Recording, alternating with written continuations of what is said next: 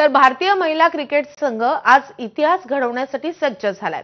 विश्वचषकाच्या अंतिम सामन्यामध्ये आज भारताचा सामना दक्षिण आफ्रिकेशी होतोय। आज सगळ्या देशाचं लक्ष या सामन्याकडे लागलंय। प्रत्येक भारतीयाचं हृदय भारत जितेगा या घोषणेनं दुमदुमलंय। क्रिकेट प्रेमींपासून ते सेलिब्रिटींपर्यंत प्रत्येक जण भारतीय संघाला शुभेच्छा देतोय। या सगळ्याचा आढावा घेतलेला आहे आमचे प्रतिनिधी ईशान देशमुख यांनी। आज महिला वर्ल्ड कपचा अंतिम सामना हा भारत आणि साऊथ आफ्रिकेमध्ये पार पडणार आहे।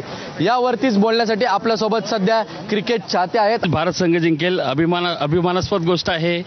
जेमिमा रेड्डीजनी जो खेळ दाखवला, तिच्या जे खेळाला जे यश आलं आहे आणि त्याच्याबरोबर ती टीम पूर्ण टीम जी आहे इंडियाची, तिचं सिलेक्शन चांगलं आहे आणि इंडिया टीम नक्कीच जिंकेल। दोन्ही नवीन टीम आहेत। साऊथ आफ्रिकेला पण शुभेच्छा असतील आमच्याकडून आणि इंडियाला तर शुभेच्छा आमच्याकडून आहेतच आणि नक्की टीम आमची जिंकेल, शंका नाही। आपण वर्ल्ड कप खेळलो होतो, त्यामध्ये आपण हरलो होतो, पण आता महिला जी टीम आहे तिची आज फायनल आहे। काय आपल्याला वाटतंय?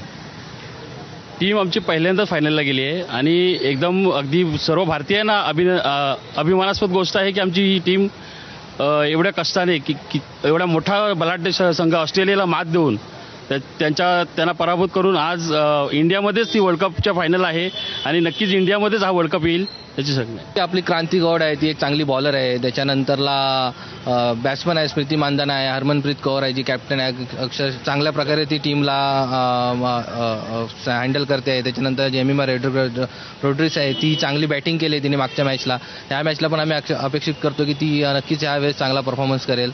असे प्लेयर आहेत आपले इंडियाचे की नक्की चांगले परफॉर्मन्स करतील ते।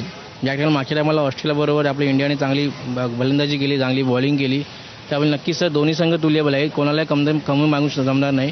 त्यांच्याकडे दोन्ही बॅटिंग लाईन दोन्ही संघांची चांगली आहे। आपण बघू शकतो हे सर्व क्रिकेट चाहते होते आणि यांचं एकच म्हणणं आहे की साऊथ आफ्रिका टीमला कुठेही कमी लेखता कामा नाही, पण आपला भारतीय संघ हा उत्तम खेळेल आणि आजचा विजय हा भारतीय संघाचाच असेल।